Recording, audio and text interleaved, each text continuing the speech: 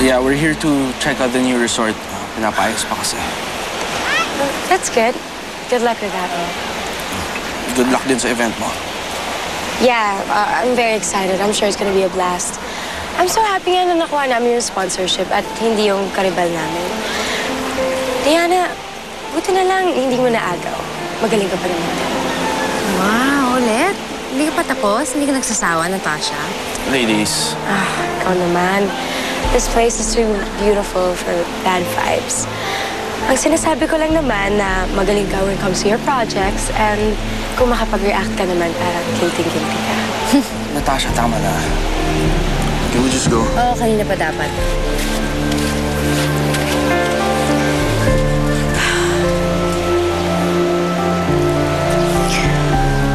Seems like this is gonna be a lovely day. Relax, anak. Huwag kang magpa-high blood dahil sa kanila, no?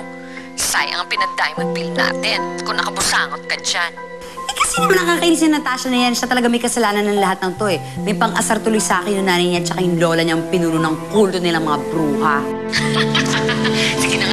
Huwag mo akong tawanan dahil pikon na pikon talaga ako ngayon. Pwede ba yon? Bernadette? Teka, si Lolo. Tatawagan ka to ulit. Yes, Lolo?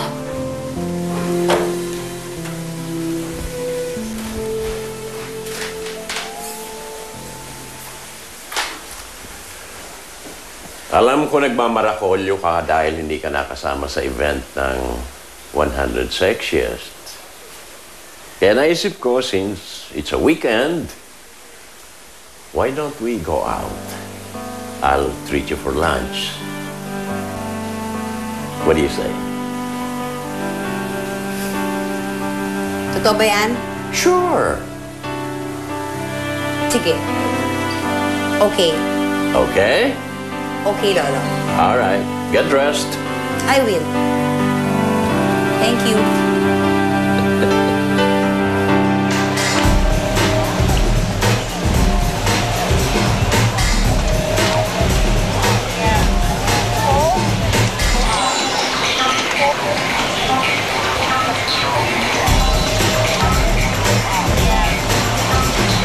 Excuse me, cut music, please.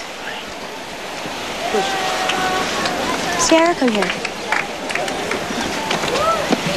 Bakit po, Miss Natasha? Can you please walk with more confidence? Para saan pa yung in-enroll ka namin sa personality development and image enhancement courses kung wala ka naman natututunan?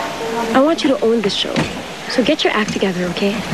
Ginagalingan ko naman po, Miss Natasha. Wow, sumasagot ka pa, no? It's okay, Natasha. Let me handle this. Shara, come here, come here.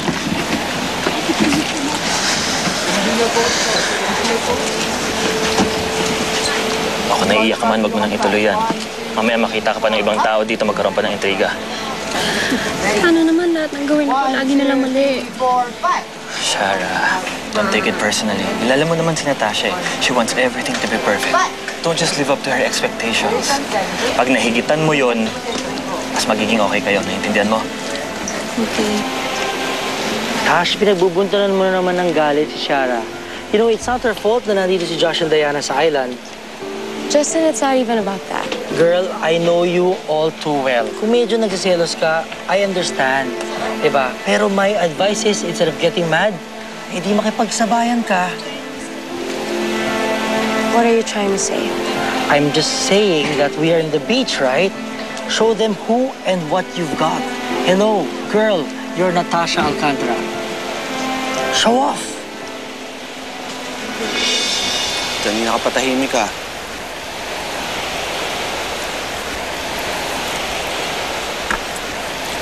Hindi mo ba alam na pupunta siya dito? I really had no idea. Nagulat na lang din ako na nandito din pala si Natasha.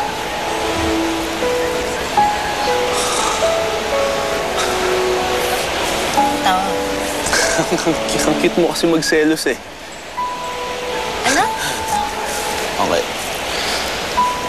I really had no idea that Natasha was gonna be here, okay? Huwag ka na magalit. Hindi ko alam na dito yung magiging venue ng 100 Sexiest na yun. Kung meron nga dapat sa ating dalawa may alam nun, di ba? Dapat ikaw. Kaya huwag ka na magselos. Okay? Hindi ako nagsiselos, naiirita lang ako. Pwede mo kang tumawa, nakakairita ka rin eh. O sige na nagsiselos ako, pwede relax ka lang dyan, huwag ka masyadong nagpapagod, nakakairita. Okay? Hindi ko makokontrol kung ano ang nararamdaman mo. Okay? Kung magsiselos ka, wala akong magagawa doon. I just want to remind you one thing. Nandito lang ako sa tabi mo. Sayong-sayo lang ako. Sige, diyan ka na. Iirita pa ako sa'yo.